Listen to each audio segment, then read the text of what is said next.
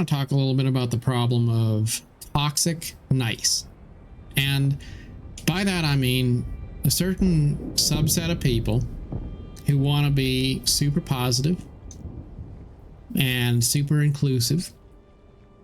And that's their MO. That's their brand. That's their identity. They are nice people.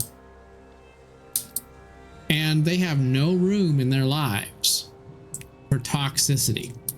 That's a word you'll hear them use a lot, because they are experts at identifying and criticizing what they perceive to be toxic environments. Toxicity is the poison that they are allergic to. It's like feeding a baby cayenne pepper. They hate toxicity. They hate it in video games. They hate it in politics. They hate it in society in general. And I have found these people are really unpleasant to be around, because it turns out when you're determined to be inclusive toward everyone, and you're determined to engineer an environment which is free of toxicity, you start creating toxicity, because you can't be inclusive of people and also be working overtime to eliminate the people who you view as too toxic to fit into your group. You see, the actual behavior of trying to create an inclusive, positive community creates a negative community filled with people who are judgmental, accusatory, and hateful of anybody who's different than them. I've seen this in gaming communities, like, for example, Final Fantasy XIV. On the surface, it's got a really nice, inclusive, positive community, until you try saying something that's not positive about the game. Try saying that Final Fantasy XIV is not the perfect and only game you should ever play in your life. And then suddenly you might find a lot of people who will say that you're a toxic troll. There's people in political circles who are really determined to drive that whole inclusivity, progressive message as far as they possibly can. And on the surface, it sounds great, until you start realizing that almost everybody who is different than they falls into that category of a potentially toxic person with ideas that shouldn't be allowed in their social organization. See, I'd much rather be in a group where people are free to troll, maybe even free to hate each other a little bit.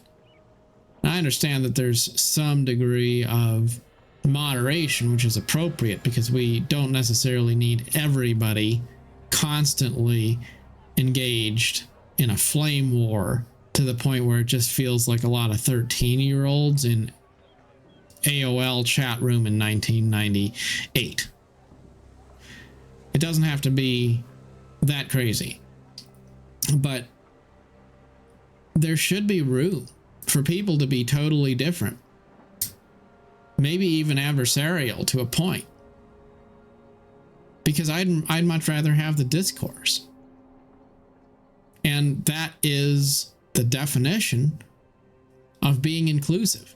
Not to force people to pretend that they have no convictions, have no unique identity, but to empower them within some reasonable guardrails of respect to express their differences, even if those differences offend some of their compatriots. To accept that offending somebody is a price that's worth paying for having a diverse group of people who have different points of view. When people promise a utopia where nobody's going to have to ever enforce anything and people will just live in sort of a socialist paradise. That sounds great until you realize that somebody does have to enforce that standard. There comes a point where somebody's got to be the police. Somebody's got to be that moral compass. Somebody's got to make sure that there's equality. So who's the equality police going to be? And who's to say that they won't themselves become corrupted at some point? How's it really any different? Because the truth is, if you're going to have a social organization of any kind, you have to have some form of hierarchy, some form of law.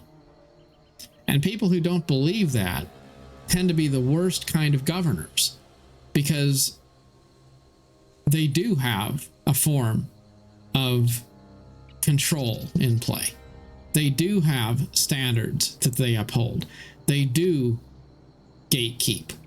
It's just unlike other people who might just put it up front and tell it like it is and say there's rules and you can't please everybody and this is how it is.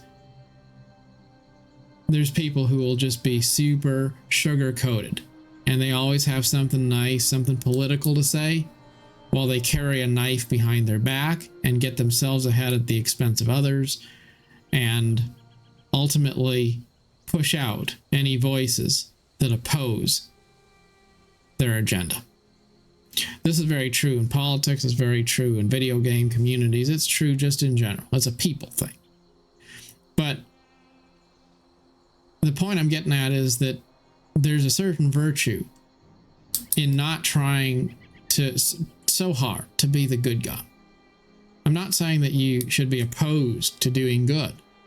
It's just in my experience, a lot of the people who are extremely obsessed with doing good things are often the people who wind up inadvertently doing evil. Because if I know that my evil includes a certain degree, if I know that my nature includes a certain degree of evil, the capacity to do bad, then that's something that I take with me through all of my decisions, all my actions, and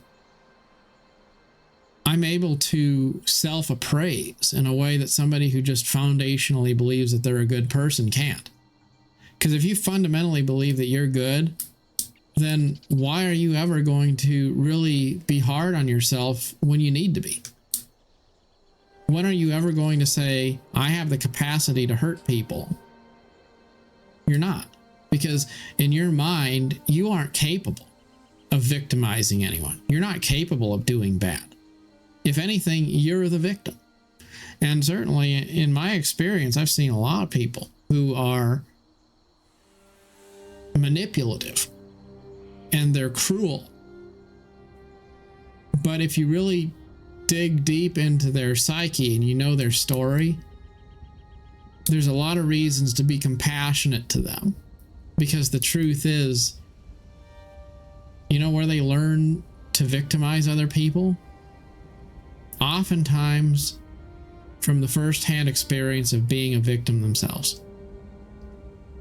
It's just people who see themselves as victims can't see themselves when they victimize other people. So be cautious of any verbiage, any agenda, any movement, any group that promises that it's super inclusive, promises that it is super righteous or super good or super kind.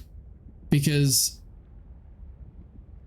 anytime there's an overwhelming agenda to be those things, there's also an overwhelming agenda to prove those things even when they are not true. And then it becomes good by name only and bad in effect. There's a lot of people, a lot of relationships out there where everything that is said on the surface seems like it's good. It seems like wisdom. It seems like truth. But the spirit of it is corrupt and cruel. And And you know this by listening to that small voice in your spirit when something just doesn't quite feel right.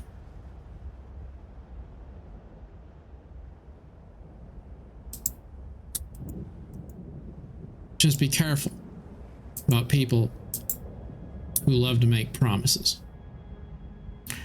Because quite often, the very best people, the very best experiences you'll ever have are the ones that don't make any promises at all. They just mind their own business, and they're based upon principles that endure.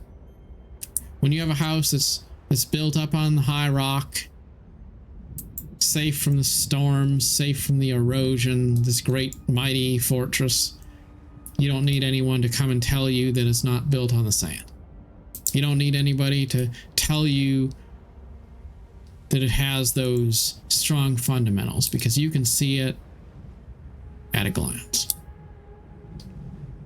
But when you look at something and it just doesn't quite seem right, and then someone's always there to tell you all the reasons why it's, you know, you're just imagining it. It's not that bad.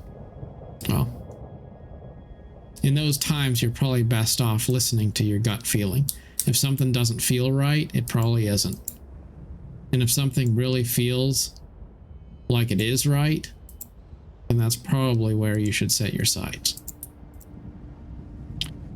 As always, till next time, thank you for watching, and best of luck as you pursue your adventure in life. Thank you.